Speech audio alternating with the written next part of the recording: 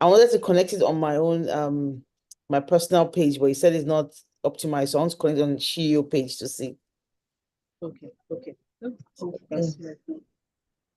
I wanted to connect it on my own my personal page, but he said it's not optimized. Okay. So I want to connect it on Shio page to see. Okay, all right. It looks like, yeah. On the I wanted to connect it on my own my personal page, but he said it's not optimized. So I want to connect it on Shio page to see. Okay, all right. It looks like, yeah. On the I wanted to connect it on my own my personal page, but he said it's not optimized. So I want to connect it on So it's been live streamed. Okay. So you better be watching our I'm going to admit Bunmi now. Okay. I'm going to make you the co-host so that you can admit people. Hello, hello, hello.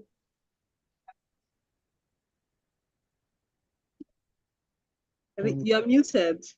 I don't know if she's talking. Okay. I'm going. Hi. Hi. I'm spotlighting you for everyone. And I'm going to spotlight myself too. Do you Shotimu tissue? Do you have your tissue? I don't, so I'll be using You're not gonna grab tissue. Hey, you're going to show me today. I'm not going to show you. No. Hey. No. Okay. No. Joy. Are you nervous? No. No? Okay, good. Because there's no need. No, there's no need to be. No. I'm just excited that we can have this conversation, because we're supposed to have a conversation when you released I'll see you in Ijebu. By the way, one of the people that registered said, "Oh, is the Ijebu author that is Yeah. Yes, it's the Ijebu author." Yeah. Oh, and hi, Joy. Nice to see you. Yeah. Joy, the chief, this book. person. This book. Okay, let me make sure that everybody knows that we're live because we're going to not waste time. Are we live? Are we live on YouTube right now? We're live on YouTube. So, oh my God. Okay, let me behave myself then. All of our shenanigans. We are live. We are live. So, see, we are live. We are live. Join us. Did you get a message about like 30 seconds for meditation intention setting before we start? Okay, I'm going to check now. Okay. In my shoes. Okay. Let me look. It is 12 noon. And okay, so before we do that, I'll just make so that we can get people in, because I don't want them to miss that. Yeah. Okay. We will hopefully give people like Joy. Please admit them as they come in. Just admit them as they come in. Okay. So that there's no lag and people are, able to quickly get in. Let's see. I'm going to mute all and not allow people to unmute themselves so that we can have a good, seamless experience. Okay. And we have about 40 minutes and then 20 minutes for Q&A? Yes. Okay. So ask you to unmute. Okay. Yes. So welcome, everyone. Welcome. And before we go ahead and get started, I wanted to say, first of all, Happy New Year to everyone. Thank you for beginning this year on a fantastic note with myself and my dear friend Bunmi, who's on the screen, who you're going to get to meet very soon. Today, we're going to talk about some themes in A Mile in My Shoes. I know many of you who are going to join this call have read it. So I'm so excited to welcome you to this and to have very deep conversations about the book and about the theme. We're going to have a very structured event for the next 1 hour or the next 59 minutes. We're going to hang out together. And after a couple of announcements, Bunmi and I will get started. And then we're going to leave about 20 minutes at the end for your own question and your own thoughts. But as you're getting them, as you're having thoughts and you're getting your minds wrapped around what we're discussing, please make sure you're using the chat box to have those conversations. We'll get a chance to ask some of those questions live. Please note that this event is being live streamed on YouTube. So it's living on YouTube right now. We're not recording, but it's live streamed on YouTube. So please be aware for your own privacy reasons. Well, Bunmi is a lawyer, so I know that she'll tell me if anything is wrong. I'd like to introduce my friend. And if you people follow me on social media, you will have seen Bunmi Emenanjo's name on my page a couple of times. This is my friend, and this is a very accomplished author. She published a book. Bunmi, do you have a picture of your book there? I'm a terrible marketer. My it's upstairs. I didn't even think about it. Her book, I'll See You in Ijebu, is fantastic. I had a chance to review that book, and we had a chance to host that CEO where she actually talked about the book. The book, one of the things I like about the book is it talks about something that we are beginning to lose in Nigeria, which I hope we will get back, which is the multi-religious families, the multicultural families. Bunmi is a Catholic Christian, and she was talking about her experience going to Ijebu, which is my hometown, for Ileya Festival, which is the Muslim Eid al-Adha festival. That's very, very, very big. I hope you will check it out. Joy, please post a link to I'll See You in Ijebu on in the chat box. And another thing I'd like to say before we begin today is we hope that you would tell people about this book. You would tell people about a mile in my shoes. You help your friends and your family walk a mile in my shoes. Many of you have written me and told me, oh my God, this is what this book did for me. I hope that after this conversation today that you get the opportunity to tell your friends. So if you're on this call right now, please invite your tribe. Invite your tribe. Let people come in. We can only have 100 people on this call and about 80 people registered. But we're live streaming it on YouTube as well. So you can definitely share the live stream with them. Joy will post a link in the chat box. But please, please, please bring people. Let's have these conversations. My goal for releasing this book in 2024 December was to make sure that this year of 2025, I have deep conversations with people about the themes that are in this book, deep conversations. So help me God. And that's why we're starting the first Saturday of the month. One last thing I'm going to say is Joy would also post in the chat box the link to apply to join SheEO. It's where we're going to continue this conversation. If you're not a member of SheEO, please make sure you join. We're going to travel, we're going to talk, and we're going to, deep dive. So with that, I'll introduce you to my friend, Bunmi Emenanjo, a lawyer, a very accomplished author, and a very fantastic friend of mine. Bunmi, please take it away. Well, hi, everyone. First of all, I want to say, Tope, thank you so, so much for giving me this honor and trusting me with this space and trusting me with the responsibility to speak to your community and just to engage in discussion about this very, very powerful book. I don't take it for granted. So thank you for trusting me with it. How I would like us to start is I'd like us to start with a 30-second to 1-minute meditation because I want to give this story the respect it deserves because this is your life, Tope. This is Tope's life. This is not a novel. This is your life. This is your heart that you have laid bare in this book. And so I want to at least try to create that safe space and that safe energy for us to have this discussion. So with that, I'll encourage everyone, and this is just a moment of meditation. I'm Christian, Tope is Muslim, and I know we have people here from different religions. So this is not a Christian prayer, but just an opportunity for us to just really be intentional about the space and the time and space we're about to occupy. So I encourage you, wherever you are, to take a deep breath and close your eyes and come on this quick, less than a minute journey with me. So let's take a deep breath.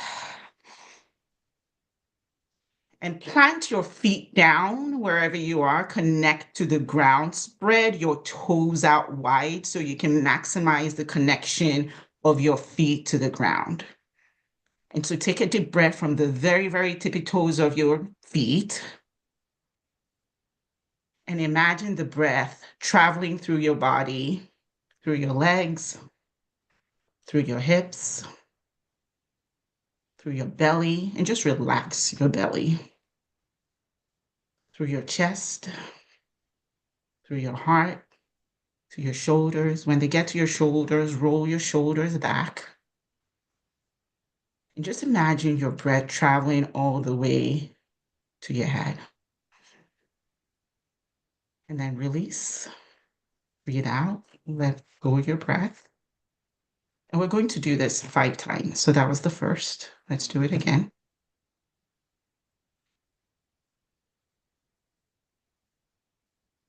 Breathe out.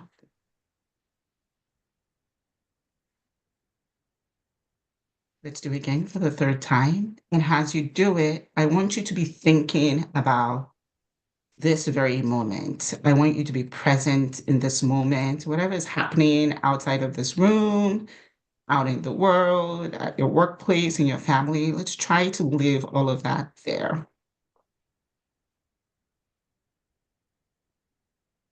Breathe out.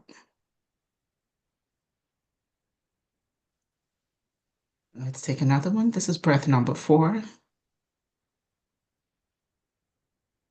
And as you're imagining the breath traveling from your feet all the way up to your body, when you get to your heart, let it sit there for a few seconds and feel your heart like expanding.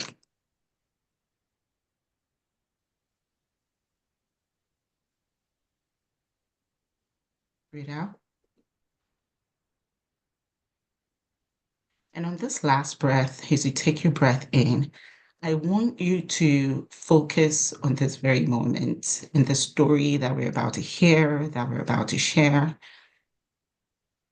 And as your breath gets to your heart space, start to create room, start to make space in your mind. All the way in. Breathe out. So we've done 5 breaths. And so what I want us to do for the next 15 seconds or so is just take normal breaths, but be very intentional about the breaths that you take. For the next 15, 20 seconds, I want you to make space in your mind for the story you're about to hear. I want you to make space for the words that you're about to hear and the ones that touch you. Make space for them to land. I want you to just create an openness and be open-minded about what you're about to hear. Be open to receiving the messages that are meant for you specifically. And just create intention around the conversation that we're about to have.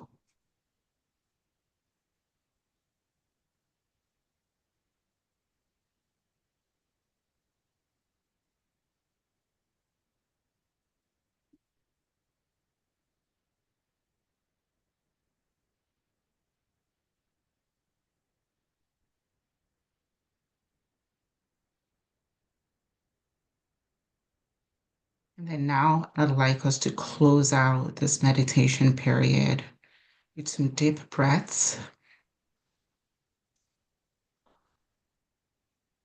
and an expression of gratitude. Think about the things you're grateful for in this moment. Gratitude for the words that Tope has put on the page. Gratitude for her for sharing her story, for her courage and vulnerability.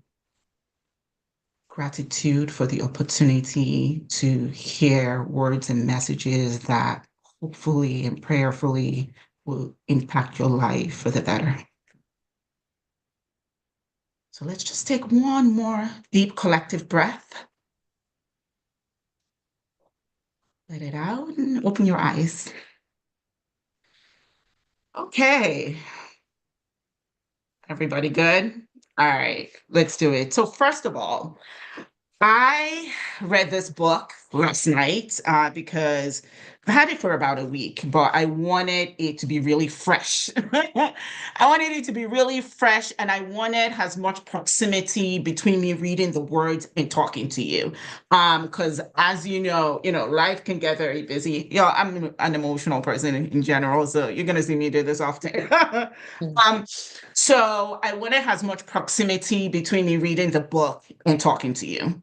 And so the very first thing I want to do is really, truly congratulate you, Tope, not only on this book, but collectively on behalf of everybody on this chat right now, congratulate you on the birth of Zikra Oluwaremilekun Abike Fajingbesi Balogun.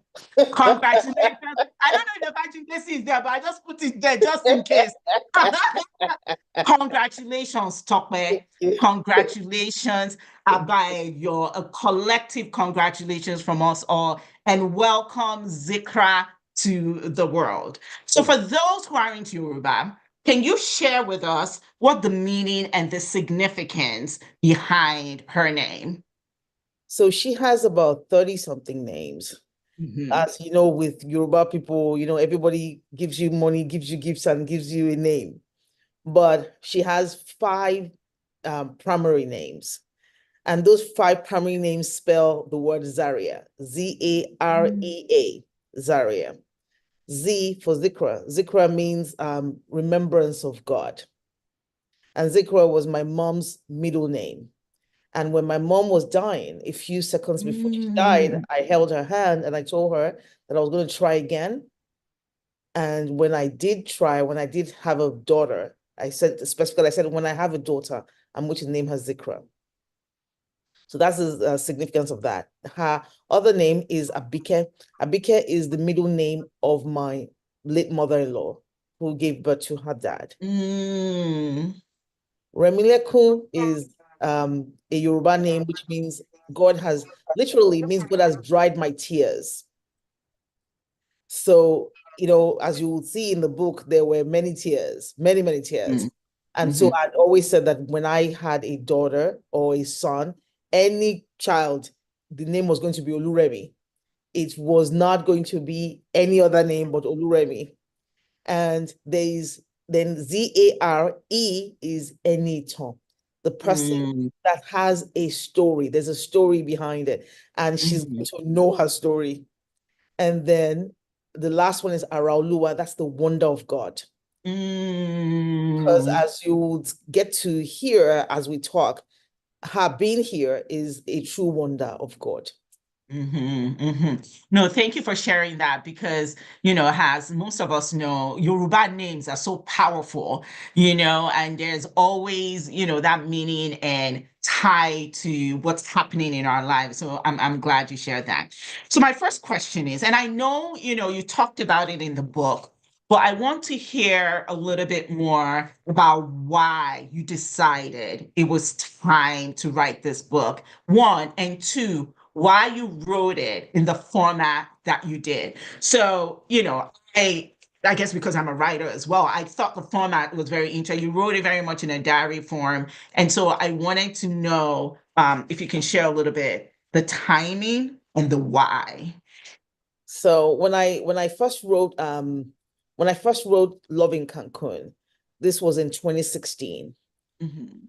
It was by accident. So usually every year, and it's going to be interesting, it's going to happen this year or not, but every year I usually take a solo vacation by myself and just me and myself with no phones, no technology whatsoever, no camera. I just get a hotel in front of a beach and I just get bored out of my mind and I just write. So when I was in Cancun in 2015, I decided to turn my diary into a book. So I started adding fiction to that, and that's how Love in Cancun came. And I realized that I loved that format, that, it was just like I was talking to my tribe of people. So I decided that if I was going to write again, I was going to keep that same format. Well, it took me, as you can see, from 2015 when I wrote Love in Cancun, when I actually wrote it, to 2024 when I actually brought this out, was 9 years. And you'll see very soon that 9 is a recurrent theme in Zikra's life. So, but it was just the next natural thing to do, to actually do the same diary format that I'd come to like. When I started writing this particular manuscript, I decided to, my mom had just passed away, and I decided this was the time. This was finally the time to write it, because I had just lost my mom, and nothing opens you up like grief, nothing. Mhm. And it opened me up, and I thought, okay, I need to go somewhere that is nice and good and right. And I thought, I don't want to go to a beachside this time around. I want a different kind of inspiration, because I'm not trying to let go of my grief. I'm trying to sit in it. So I decided to go somewhere cold, and I don't like cold. So I picked Prague, Czech Republic. And I went to Prague, and I sat down in my room, and to the dismay of the hotel staff, every time they came into the room to drop something for me, maybe like a gift or something, they saw me sitting by the window, and they were thinking, this person is probably crazy. And I was like, I only came here. I chose this hotel because it was overlooking the Charles Bridge. And I chose this room. I told them specifically, please give me a room that faces that bridge. I wanted to see people passing and sit down and write. So, I think it was time to get the story out. And so, now that you brought up grief, I think that's the part of the book that really, really resonated for me. And so when I was reading this book, and that's the beauty about storytelling and books, like they connect with people in different ways. And this connected with me has a love story, and not necessarily you and SD's love story, right? Which is there and it's important and I enjoyed, but I really thought this was a love story between you and your mom, right? And yes, some of a love story between you and your babies, but a love story between you and your mom. And so I want to read this quote by Andrew Garfield that really struck with me. I don't know when, like first time I heard it. And Andrew Garfield, for those who don't know, is a British actor.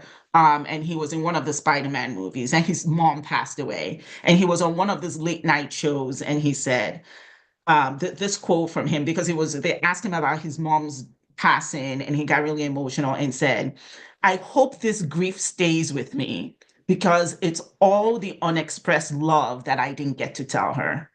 This is all the unexpressed love, the grief that will remain with us until we pass, because we never get enough time with each other, no matter if someone lives till 60, 15, or 99. And he said, so I hope this grief stays with me because it's all the expressed love that I didn't get to tell her. And so when I was reading your words, that quote came to me. And so now as you're speaking and you were saying, you just said, I don't want to let go of the grief, that resonates. So how's this resonating with you? First of all, you said we had an agreement that you were not going to make me cry. So, but you're not keeping your own end of the bargain. So I want to say that, first of all, we were supposed to have this event on January 11th, next week, Saturday. Then I said, no, we cannot do it January 11th because that's the anniversary of my mom's passing.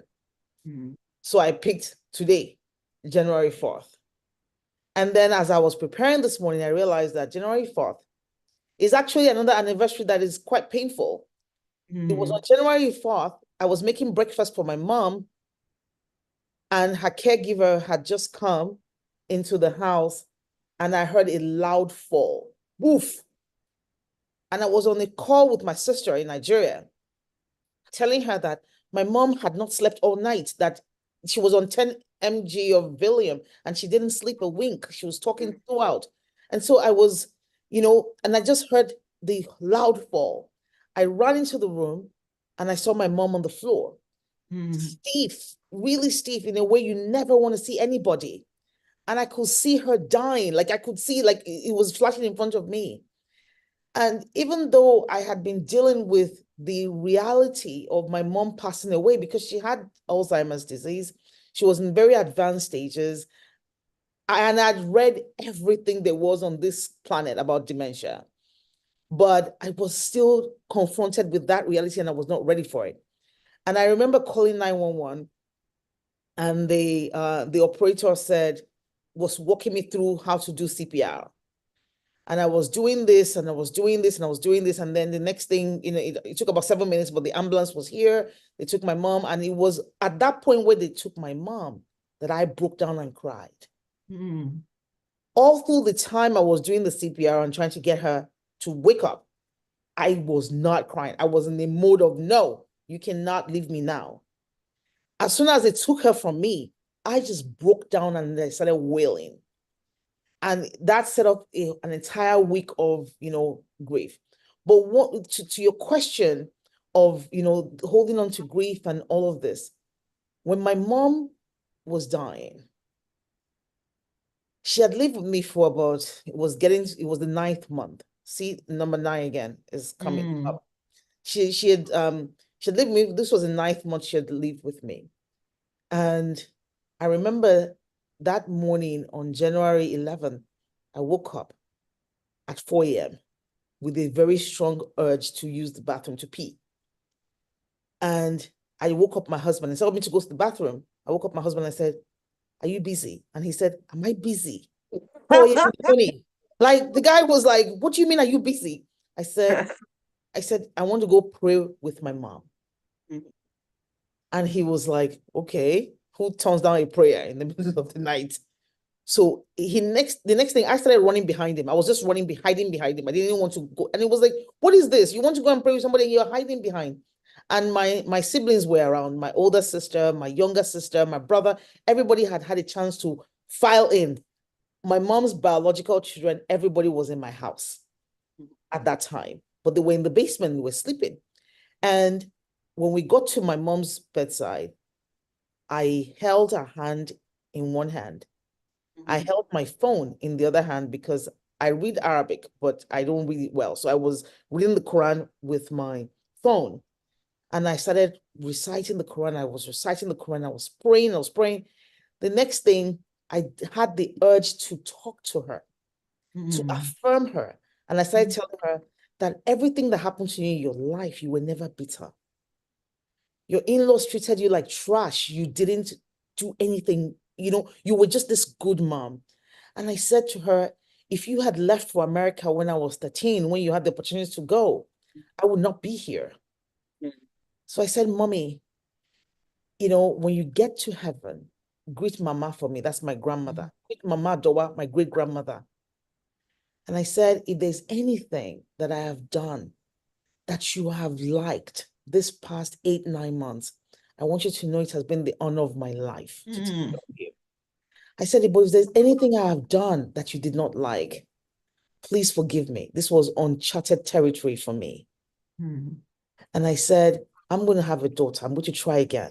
And when I have a daughter, I'm going to name her after you.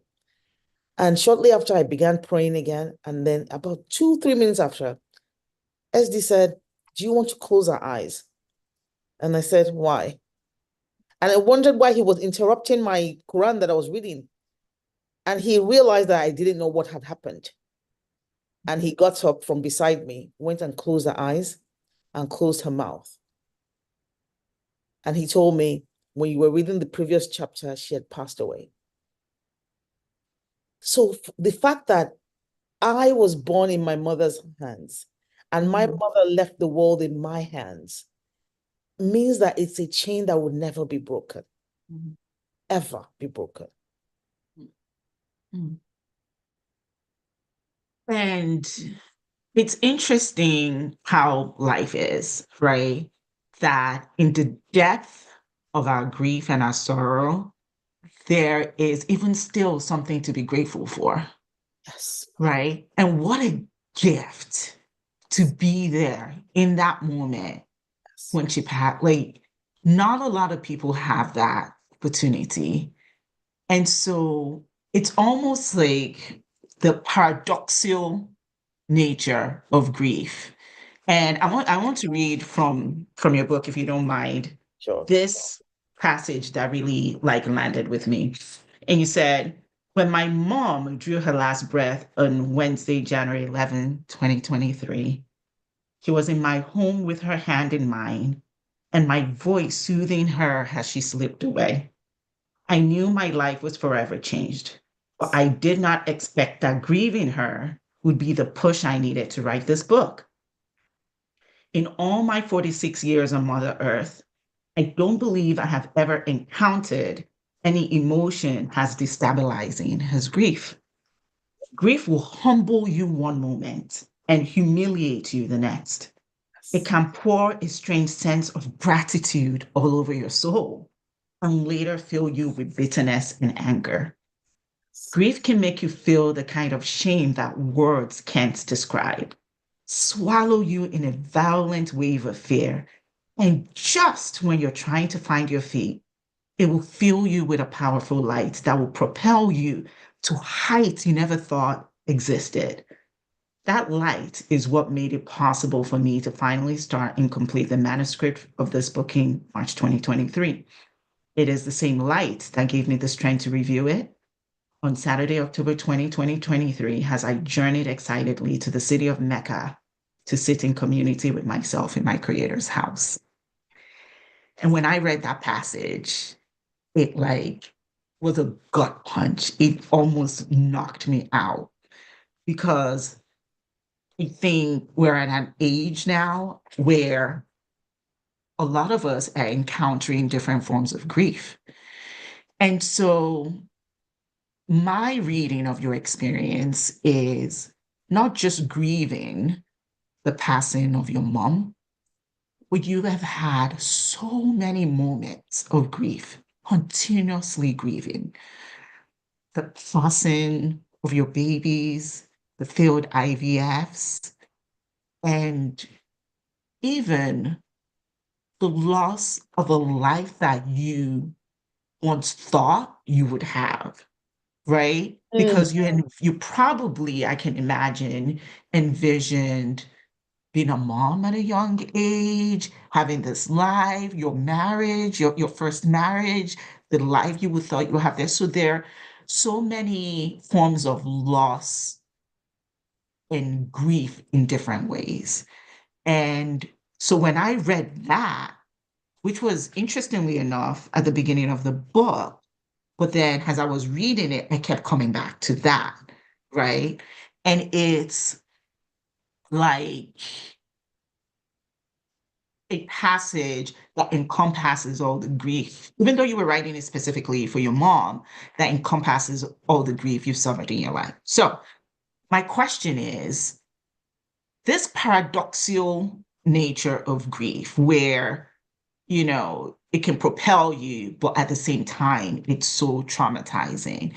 How have you navigated that through the various times in your life when you experienced the different types of grief? So I think this question, we kind of answered it, you and I, when we were chatting back and forth last night or 2 nights ago. And you had left me a voice note that was very passionate. Oh, yeah. And Tope, you cannot be going through all of this. And, you said, give yourself the permission to cancel this event. Give yourself the permission. Oh my goodness. I could hear the passion in your voice. And I said to you, I said, no, this makes me feel normal. Okay. Doing this makes me feel normal. And this is the way I deal with grief. I name it. I hold it. I face it. And I tell myself, what can I do? What can I do to help me be normal? To help me have a little bit of normalcy in all of this craziness. I remember, so in this second marriage I'm in, if not that Dodo Farms got a lot of acclaim, nobody in the first 5 years I was married to SD, nobody saw his picture. Nobody knew what he looked like. And people kept asking me, who is this man that you're married to? Who is this man? And I was like, nope, I'm the one who is married to him. You don't get to meet him. There was a time I was speaking in Houston one time, and I was talking on stage, and one Baba got up and Baba said, they said that you have married again. This was a Nigerian Muslim community event. Where is the husband? And SD was in the crowd, and I said, oh, he's fine. I did not, So, but I say this to say that I kept that part of my life very private until Dodo Farms took over. But in my first marriage, where I was grossly unhappy, where I was grieving my unhappiness, I always posted pictures, not to lie to people, but because, again, the way I deal with difficult situations is I need to see a distraction. If I don't have a distraction, I'm going to dissolve into a bowl of like craziness. So there must be something that is distracting me. Right now, I'm going through a very tough, turbulent period in my life. And I said, the only way to distract myself is to release this book. And when I release the book and I'm getting, the way it's helping people, the way it's resonating with people, it's going to be the distraction I need, the fuel I need to climb through the hurdles that I'm climbing at this very moment in life. So that's the way I've learned to deal with grief.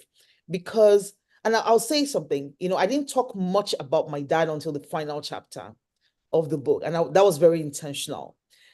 But when my dad passed away, it was something I was not ready for. I was not ready. I had been through a divorce. I'd been through domestic violence. I'd lost a job. I thought I had seen the height of pain. But when my dad passed away, goodness gracious, it destabilized my entire system. And I said, never again, never again. I'm going to make sure that as much as I can try, I would always find a way to distract myself. No, thanks for sharing that, because, and that's the interesting thing about grief and other types of emotions. Like, we all process it differently, right? And I think what you have done with sharing this book, publishing this book now, even with everything that you're going through, and just how, what's the word, powering through it, it is meeting the people who need it and in the very time that they need it. And so it's, quite frankly, and you may not see it as that, this is you just being you, and this is how you process. But honestly, it's a selfless act, from you.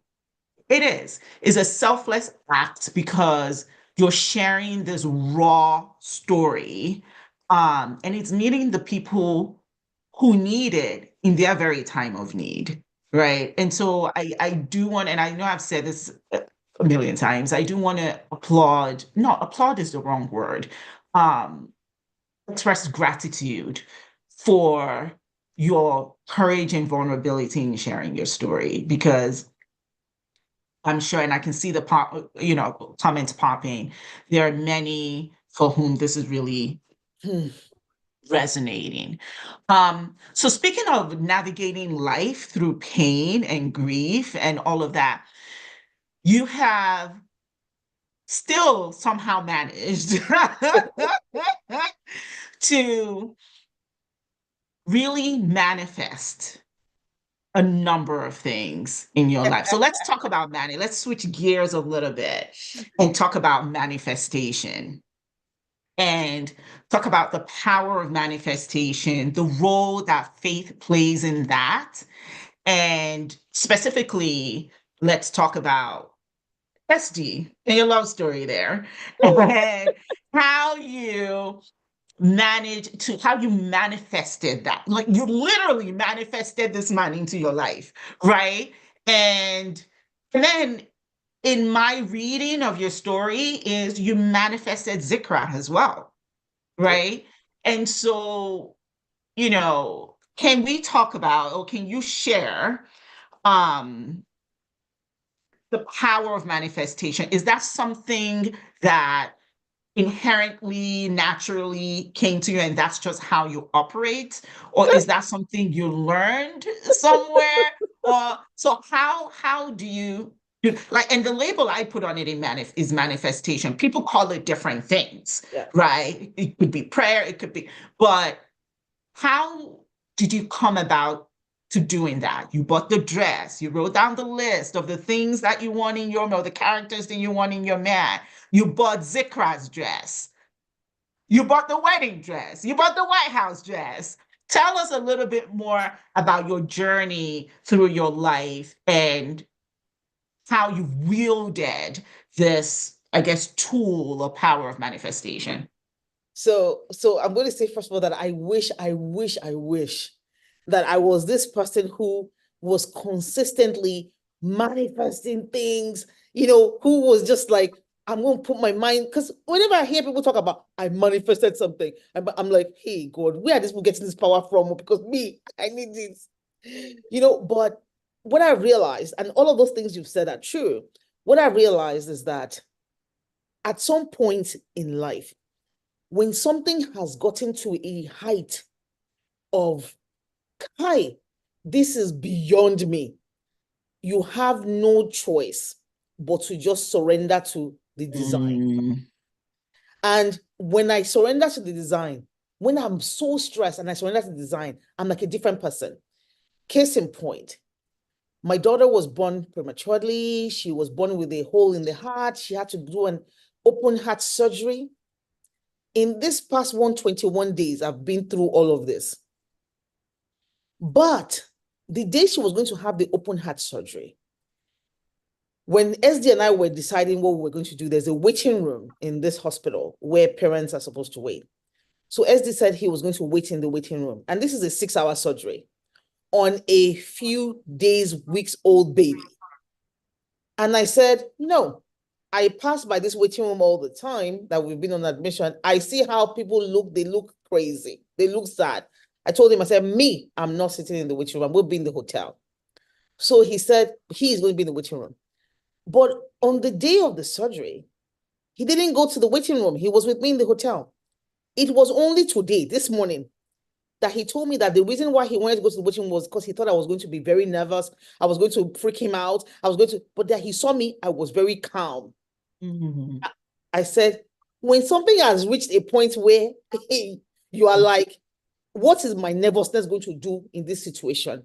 Mm-hmm. And the only human being that knew that my daughter was having open heart surgery on the day she had it was my uncle, who was the chief imam of Unilag Mosque, Professor Badamasi. My siblings didn't know. My friends didn't know. Nobody knew. I said nothing. I said, I'm going to manage myself. And then I said to God when I was praying, I said, let me tell you, God, this child that you give me, you're not going to take her. So I'm not going to be afraid that she's going to die from this surgery because, America, you're a lawyer. They had to tell me the day before the surgery, the potential dangers. Risks. And they told me the biggest risk was that she was not going to make it because she was tiny. And this surgeon kept telling me the biggest risk is death. The biggest risk is death. And I was just sitting there looking at her. And she said, do you have any question? I said, I have no question. Do you have any comments? I have no comments. Because I said to God, I said, there's no way you're going to take this child. No, you're not taking this child. So for me, that is where the manifestation comes. That is where the power comes. I'm weak and I'm tired and I am like, I don't know what to do with myself, but to imagine a life that I want. And I see that when I get to that point, I was grieving my dad when I bought the White House dress. I was at the height of grief. I was tired. I was sad. I was confused. And I said, the only thing that can make me happy right now is to go to the Obama White House for dinner. Oh yeah, let's go and buy the dress for it. So that is for me how manifestation has worked. I'm at the point where you have no choice but just to surrender. And quite frankly, and speaking from a Christian faith, that's what God wants from us. Yes. Right? That's what God wants from us. Complete surrender. Yes. Complete, which is so, we're only human, and unfortunately we have to get there before we go like, okay, I surrender,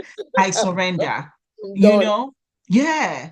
And so I can see, because, one of my next, it's so interesting how we're in sync, because my next question was going to be, how do you surrender? Because, and you already answered that, because, it's almost as part of the package, right? Manifesting, having faith, surrendering, all of it goes hand in hand.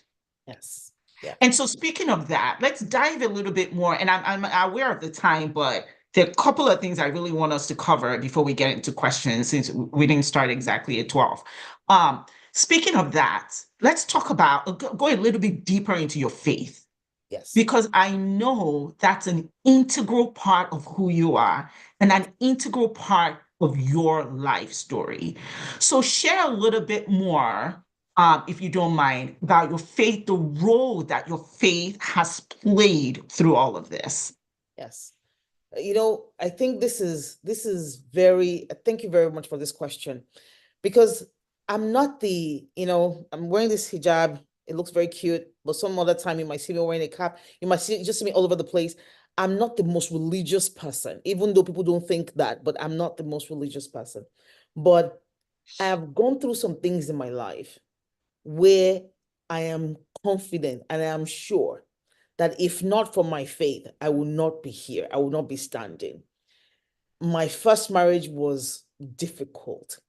It was difficult. I've been broke. I have lost a job or jobs. I have been bankrupt in my house. I've done, so many things have happened to me.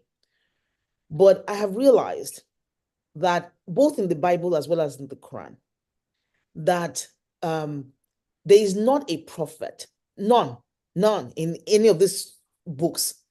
I haven't read the Torah, so I don't know, that has gotten a revelation in a marketplace. None. Not one. So one of the things that I like about my faith as a Muslim is the opportunity to quiet your mind 5 times in a day. And if you look at those 5 times, they're very strategic times in the day, before the first light, before you start running around the whole place. Right in the middle of your day, you are there hustling. You're supposed to pause again. The day is going down, you pause again to pray. Then at the sunset, you pause again. And then at the night, you pause again. Like, these things have been put in at times when you're supposed to take 5 minutes to just pause. So if there's anything I like about being a Muslim, it's that ability to pause and just connect. And then to put my head on the ground. A lot of people, they put their head on the ground when they're praying, and they say, the Arabic was supposed to say, me, that's the time me and God were just talking. In fact, by the time I finish, I'm like, show in Kirusha, I used to pray. But I get up. I've forgotten everything else except my petitions. But what that has done to me is this ability to go out in the wilderness every year and just sit. And when I sit and I write and I pray and I'm just, connecting and just connecting. And even this whole thing of buying the dress came from a Muslim belief. So there's something in Islam we call hadiths. Hadiths are like the sayings of the Prophet Muhammad, or the actions or the practices, and then there are also things around his companions.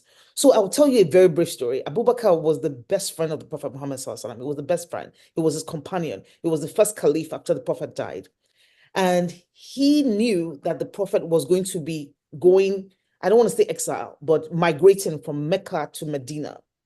And he was praying that God will let him be the one to accompany the Prophet to go. He was praying. But you know what he did? He bought 2 camels. People, he bought 2 camels. He said, 1 camel for me. They've not asked him. The guy did not ask him. He said, 1 camel for me, 1 camel for the Prophet. So me, I told him that I cannot buy camel. But every time I need to, I want to birth a child, I want to, get married, I want to do something, I'm like, let me buy my own camel, which i.e. is the dress. So for me, I think, and I think one last thing I'll say about my faith is that faith has to be action. The Bible says that let your light so shine before men that they may see your good works and then glorify your Father in heaven. And so when people tell me, oh, you should believe in Jesus, I say, come on, go and sit down. The Bible said, let your light so shine. It didn't say, let your words make noise. And I say the same thing to Muslims. Somebody approached me once and told me that, UKF, we should be doing Islamic religious classes for children in the schools. And I said, no, we cannot do that because we're not a Muslim organization. But I told this person who was Muslim, I said, let me tell you what is better than doing Islamic religious education. Let me tell you that you showing up in the hospital or you showing up in the school as a volunteer with your hijab is more dawah, is more preaching than something else. Mhm. So for me, I say to God, I say, God, please let me be of service. Let me be of help. Let me be a light, such that people will say, why is she doing this? They'll say, oh, it's her faith that makes her do it.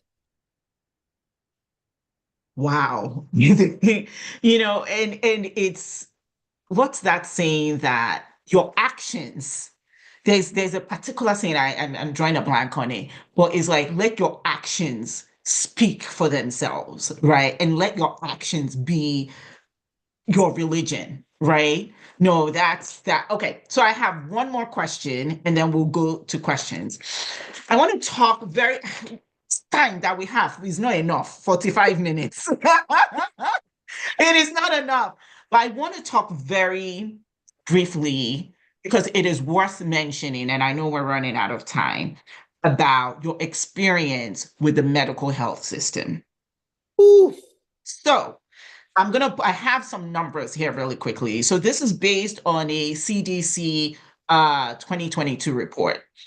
The maternal mortality rate in the US is 22.3%, right? Black women make 49.5, and it's for every 100,000 live births, Black women make 49.5 of every 100,000 live births. White women, 19. 19 of every 100,000. So basically, 19 white women die from childbirth or related to maternity out of every 100,000. Black women 49.5, white women 19, Hispanic women 16.9, Asian women 13.2. And then if you're 40 and above, it's 87.1 of every 100,000 live births. So here you are. Thank God, is by the grace of God, you are here and you're with us. You're 49. I mean, no, you're not 49. I don't know how old you are. You're in your 40s. I'm 47. 47. You're 47. You're a Black woman. You're a Muslim woman who wears a hijab. So you're on your outward appearance, you identify as Muslim. And so you have all these things, that you're blessed to be, and you walk into a doctor's room, right? A doctor's office. And so based on reading your book, there are so many instances where you're treated dismissively, where you're treated unfairly. And I think the one that stood out the most was a dismissiveness of your pain, your suffering, a lack of empathy, and a dismissiveness of your desires. And so in the short amount of time that we have left, can you speak a little bit as to how that made you feel? One, number one. And two, if you can talk about how your experience in Nigeria was different in a place where you are not a minority. So I know this is a loaded question. And lastly, 5 minutes. Lastly, what would you say to women who are facing fertility challenges? And if you could give them three pieces of advice on how to advocate for themselves. So I'll remind you of the question. So one, how did it make you feel? Two, your experience doing IVF in Nigeria. And three pieces of advice for women facing fertility challenges. So I'm going to add one, and I'm going to answer that. And that is that eventually, for the birth of my daughter and leading up to the birth of my daughter, the white doctors became the heroes. This is the irony of how God works. After everything I'd been through in the American healthcare system, being dismissed, being not heard, and I still went through that even after the birth of my daughter, who, as I've said before, NICU, if you read the book, NICU is a present trauma, but I promise you there's a separate book about that NICU journey. But after going through all of this for the past 17 years, I decided that I was going to select an OBGYN that was Black. I was like, no, I am not going to a white woman, period. No, like it was just like they weren't hearing me. And so eventually I chose this practice that had 7 doctors, 1 Black physician, 1. So every time I go to the doctor for my well woman, I'm going to this same Black doctor. Next thing, I get pregnant, and I get to the hospital the clinic one day, and they said, you know, you're going to, well, any of these doctors could be on call when you have the baby. So you're going to have to see another doctor apart from Dr. Newhouse. I was like, no, you don't understand. I'm not seeing another doctor. They were like, no, you have to see another doctor. The next thing, they give me this doctor who is, first of all, young. And in my mind, I'm thinking, did this one go to medical school? Are you serious? Please, God, no. So, but what I didn't know was that she saw me that day and she really saw me. And she decided, this person, she's having a live birth, whether the world likes it or not. Next thing, I came to book an appointment for the next appointment, and they said, oh, Dr. Lighthizer, that's her name, says that you should see Dr. Butler, who is this woman in her 60s, who is also white. And I'm sitting there rolling my eyes thinking, no. This white woman didn't just pass me to another white woman. This book cannot be serious. I wait on that day for Dr. Butler for 45 minutes, and I was mad as hell. I was like, you see, I'm waiting 45 minutes. She's not here. She comes into the room, and I could see that she was very emotional. And she said, I'm sorry I kept you waiting, but I had to read your history. And she said, you've been through some crappy things. She said, unfortunately, this baby is not making us comfortable. This baby is scaring everybody. And that was the beginning of my journey. Eventually, I had to quit my job. I had to go on leave from work because I was going to 5 doctor's appointments every week. 5. I was going to University of Maryland in Baltimore. I was going to high-risk OBGYN in Rockville. I was going to regular OBGYN in Rockville. I was just going everywhere to see doctors. And I was getting the same treatment from almost every space I was in, except in 2 places, with these doctors in my regular practice. And then there was this high-risk OBGYN that they had sent me to, who is also white. Let me say that in that practice of that high, and I'm going to take time to really say this because I think this is something that is very important. In that practice of the high-risk OBGYN in Rockville, there were 2 doctors, a white female doctor and a male doctor. I don't know his color, but I think he's white. He never saw me. They would do an ultrasound. He knew that I was having serious IUGR. My baby was measuring less than 1 percentile. I saw this man on Fridays and I saw his partner on Tuesdays. Every Friday, this man never came out to talk to me. He would tell the ultrasound tech to come tell me, okay, come back this day, or make sure or just go and follow up this way. I never saw him with my eyes. This is the proof of, how bad. But I kept going to the practice because of the woman. And the day the woman saw me, after I had been dismissed at the University of Maryland in the morning, as they would normally do, this woman saw me at 4 p.m. on September 3rd, and she said, I always tell you that there will be a day that you will come here and that I will not let you go home. I said, yes. She said, today is that day. I need you to call your husband. You're going to be admitted in Holy Cross today. And so I called my husband. We went to Holy Cross. When we got to Holy Cross, guess who showed up? Dr. Butler. She was not on call. Apparently, she had told the entire hospital that if this woman ever shows up in this hospital, I must be called. They called her. She came. She said, we're going to do an emergency C-section next week, September 9th when I'm here, or September 10th when my original doctor, the Black doctor, is here. I said, no, I'll do it when you are here. But 2 days after the baby started, I was about to lose the child. 2 days, I was on admission and they saw that the baby was flatlining. And they had called Dr. Butler, who was not in the office, in the hospital. And she was by my bedside in 15 minutes. And she said, I'm bringing this baby out right now. And when we got to the OR, because she's very senior in the hospital, I saw another older OBGYN man there. And she said, I had told them, when I birth this particular baby, your baby, I want the oldest attending person in this hospital. She said, I don't want any residents. I don't want anybody. I just want this attending. And so the person said, I told him this is the time, and they were both there. and they brought my baby out safely by God's grace. So I want to say that I have had the most crappy experience in the US healthcare system. Crappy. But the silver lining has been these few doctors who have just been absolutely amazing. A few days ago, I met some cardiologists. Like I said, my daughter had a hole in her heart. And I met some cardiologists, they were Black. And when they came into the room, I said, oh my goodness, finally, Black cardiologists are somebody. And they said, and guess what? We're both Nigerian. They were both Nigerian. Nice. Two Nigerian young ladies. But I will say that because of the experience I had in the US and because of the cost, infertility is not your mate in America. It's not your mate. It is expensive. You'll be shelling out thousands like you want to build an entire city. So I decided to go to Nigeria. And going to Nigeria was the best decision that I made.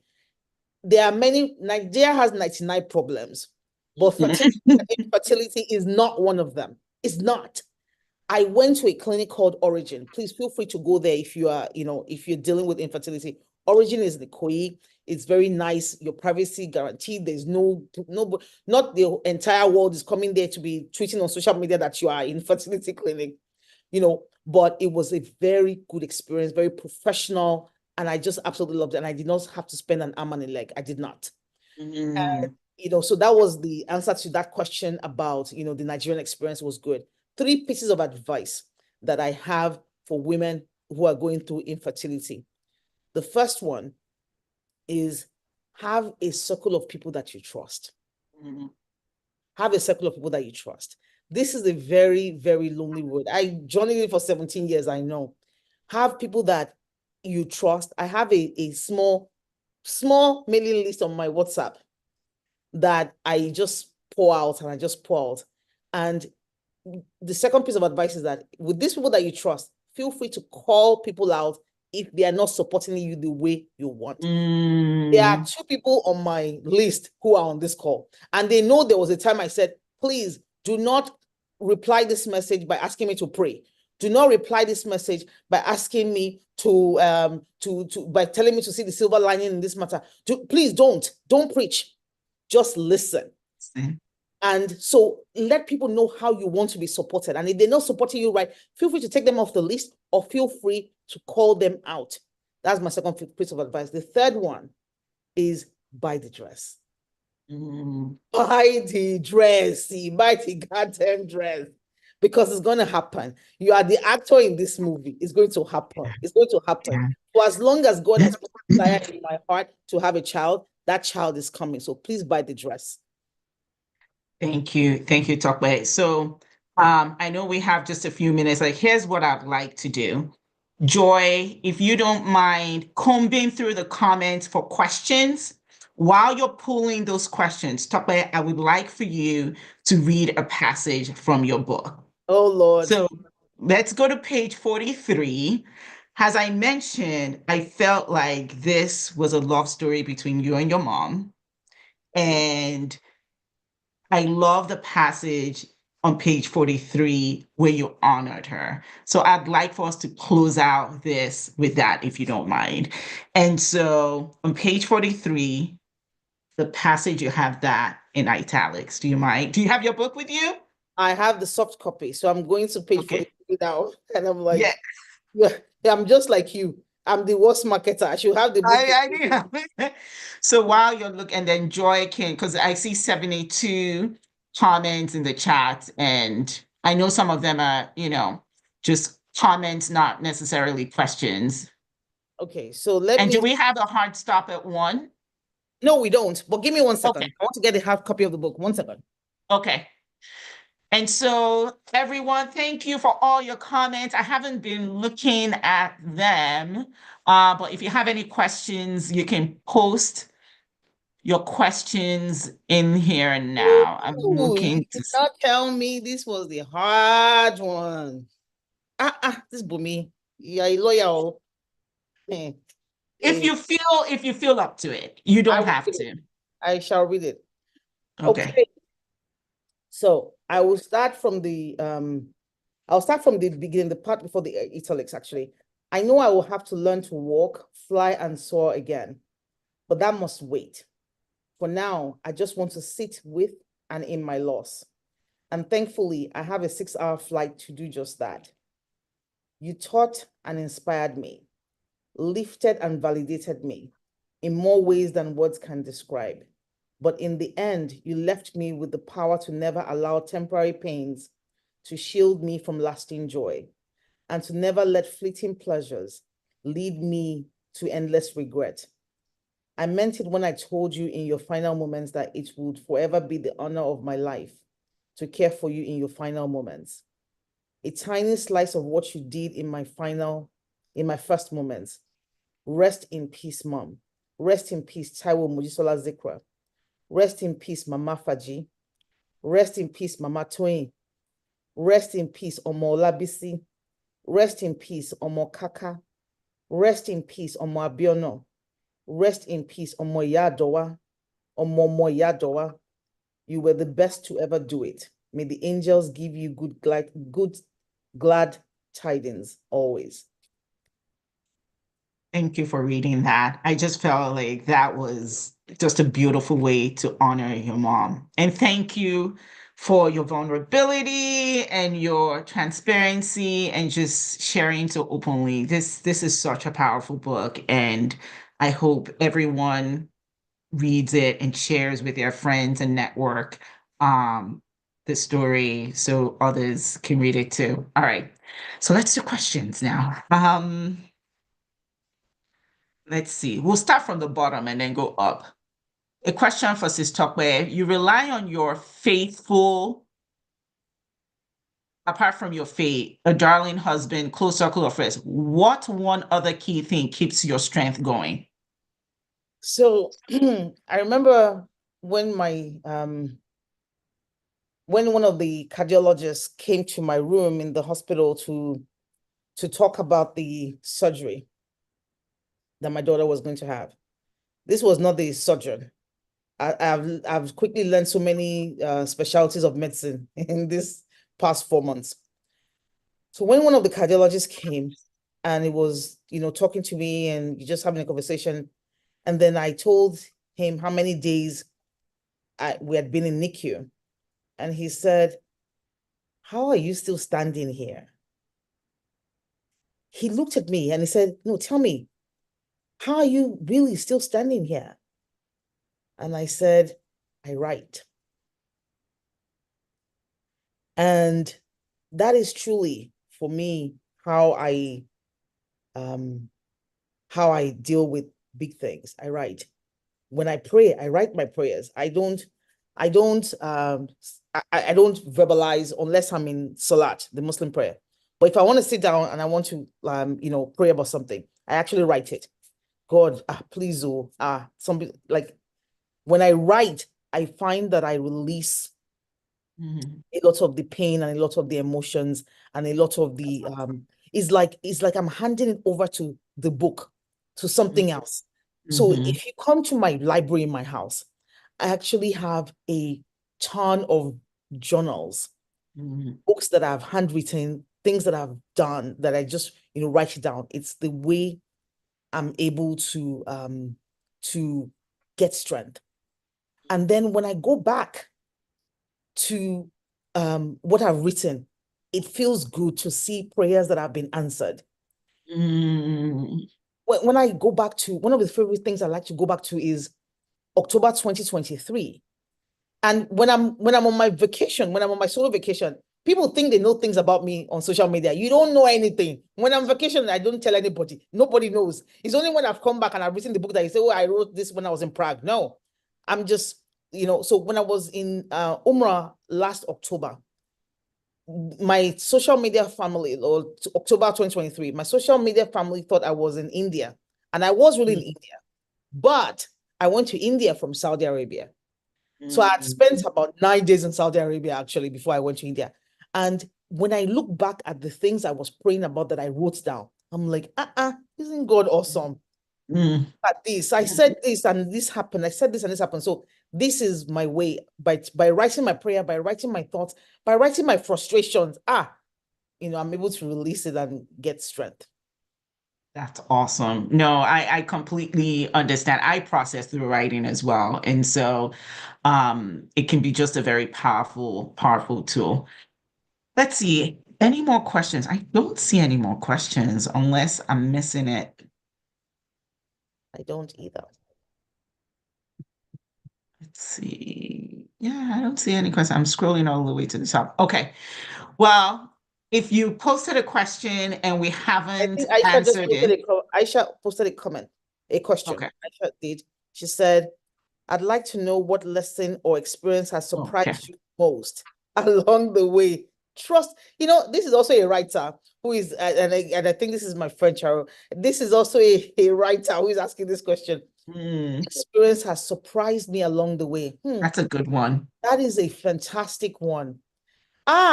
Honestly, it has to be SD. Actually, oh my God, I can't believe I didn't say this. It has to be SD. That completely threw me off. I was like, why did God take me literally? So I had written down, I want a man who is 10 years older than me. I want a man who has 2 kids already, a boy and a girl. I want a man who That was was on my list, though. And we didn't get to it. But go ahead. who was married before, but he must not have beaten his wife. Like I wrote these things and I said, I want a man who has a travel business so he can fund my travel lifestyle. Then my friend, one of my good friends, Jamila, she went and gave my number to SD for SD to call me, and I almost chewed up her head. Like I almost chewed her head. I was like, are you for real? Like, why would you give my number to somebody that you've not told me about? And I kept thinking, I didn't know the things that you said that you want.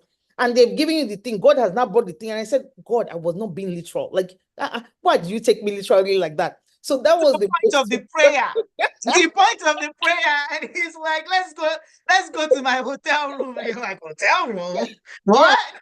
And another thing that honestly has surprised me, I will say this, and this is a bonus for everybody that is here today.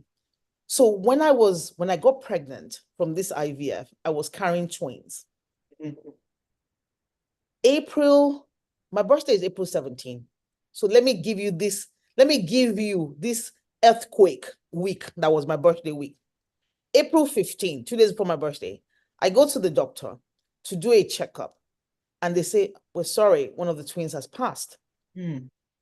So I'm trying to grapple with this. April 18 in the morning, my husband woke me up and he's not the one for shenanigans, but he was doing some shenanigans at 4 a.m. in the morning. And I was like, kilo day, what is this? Come to hear that my mom's twin sister, my only surviving parent, had passed away. She had gone to Nigeria. She was with me up till November, Thanksgiving. But she had gone to Nigeria to renew her visa and she was supposed to come back, blah, blah. And next thing, poof, she died. But do you know that a week before then, or 2 weeks before then, I saw my mom in a dream. And when I saw her in a dream, the thing that I remarked when I told my sisters about this dream was like, I kept saying, she was so tiny. She was so tiny. She was so tiny. And I was like, okay. And then her hair was fine. And then in the dream, she told me, she said, you're going to be okay. And you're going to have the baby. She had told me you're carrying twins, but she said, but when she was talking about birthing the child, she mentioned one. She just said, you're going to have the baby. She said in Yoruba, Oma bi omoye, when the yam splits into two. So I was like, when the yam splits into two, I have no idea what this is. So in the dream, I was asking her and I said, when the yam splits into two, I'm due in October. Is in October the yam splits into two, September, October? I was asking her and she just went away and I woke up.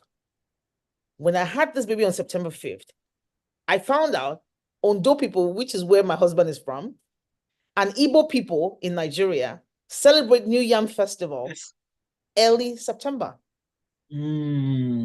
This was just shocking. Like, I just remembered the dream and I just started Googling New Yam Festival and I saw so many communities in Eastern Nigeria and those states celebrating New Yam Festival.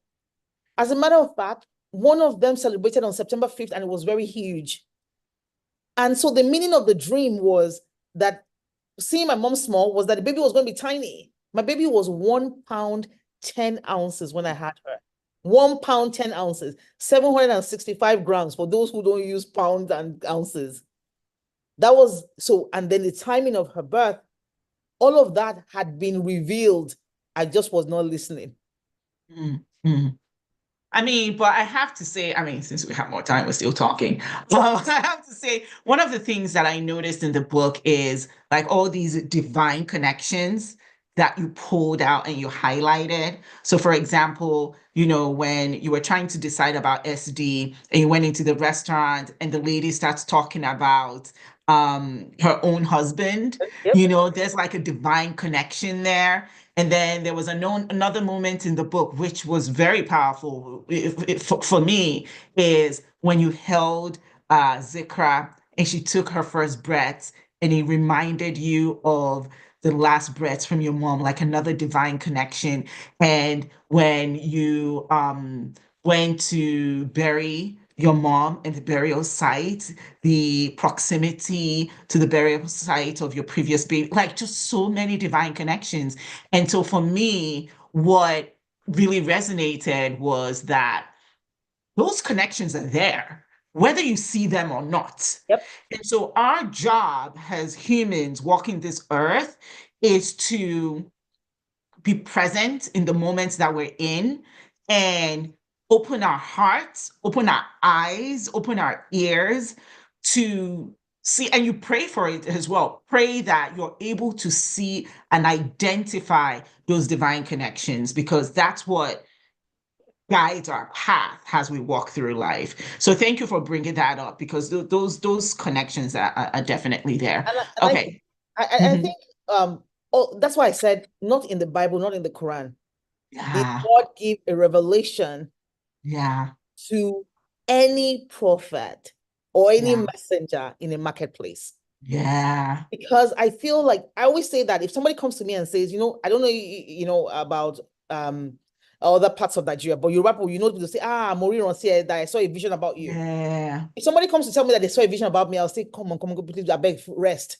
Because if God wants to give me vision and he has to send somebody else, that means that my phone is engaged. I need to hang up. I need to listen. Yeah. Because Yeah. there are no coincidences, there are God Yeah. incidences. When I had my 100%. daughter and they brought her to me and she didn't speak and she didn't cry and she didn't say anything. And I remember that I used to, there's a verse of the Quran called Ayatul Kursi. Whenever I would pray, I'll put my hand on my belly when she was in there and I would recite Ayatul Kursi. And then I will also sing a Yoruba song. It's a Yoruba Christian song. Oh yeah, ka dúpẹ́, oh yeah, ka dúpẹ́, àràsán, atẹ́gùn fẹ́, ìjìjà kò gbé wa lọ, oh yeah, ka dúpẹ́. It means that we should give thanks because the storms came, the winds blew, and it didn't carry us away, so we must give thanks. So immediately I saw her and she didn't cry or anything. I started reciting Ayatul Kursi. And I said, Salaam alaikum, that's greetings of peace. And I started singing that song and she started making sounds. And it was then I remembered my mom. And I said, my mom was leaving the world and it was my voice she was hearing. And now she's coming into the world and she's hearing my voice. Like, it just brought those moments in full circle for me. Yeah. Yeah. God. Okay.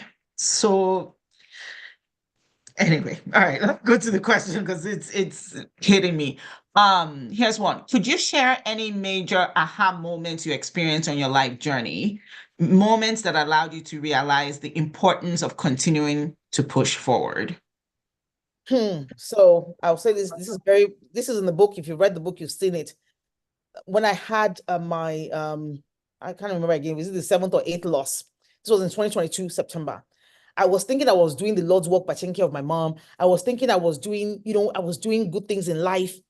And so I didn't think that something bad like a miscarriage would happen to me again. And all of a sudden, I was pregnant. I had taken my niece and my nephew. I'd promised them to take them to Los Angeles if they got some grades. And then they got those grades and I took them to Hollywood. But I knew I was pregnant at the time. I was about 8 weeks gone at the time. But I wasn't doing any wahala. I was okay. So I came back, and my first doctor's appointment was when I was, I think, 11 or 13 weeks. And it was one of my very, very close sister friend's birthday. I went to the hospital, and they told me, oh, the baby died at 6 weeks. Meaning that before I went to Los Angeles, I was already not pregnant, and I did not know. So this was one of the losses that hit me the most. It really hit me really bad, and I felt like my body had been lying to me.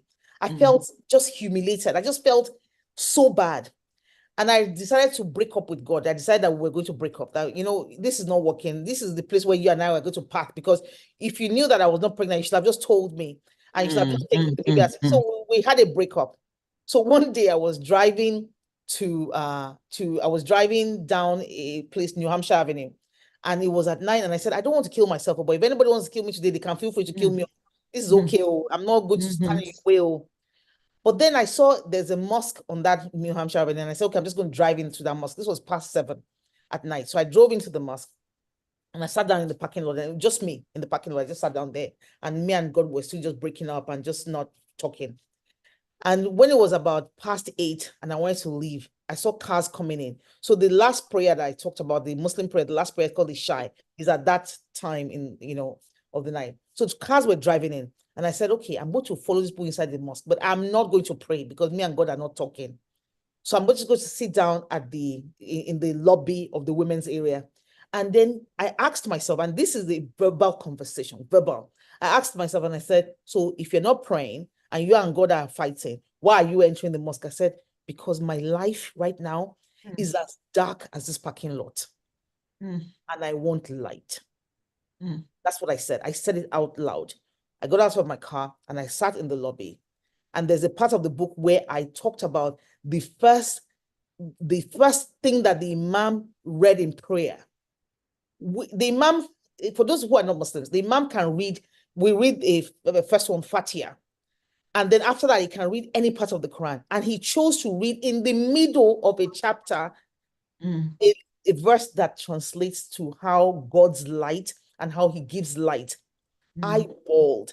This was an aha moment for me because it said to me that you're not alone. You're not alone. And what you are saying, whether you say it out or you keep it in your mind, God has heard you.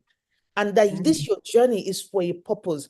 And it helped me get through many things, including an extended NICU stay. People tell me they were in NICU for 5 days. And honestly, NICU will mess with your mind. You will go home with PTSD, but try 100 and something days and counting. And you will know that, man, it's not for babies.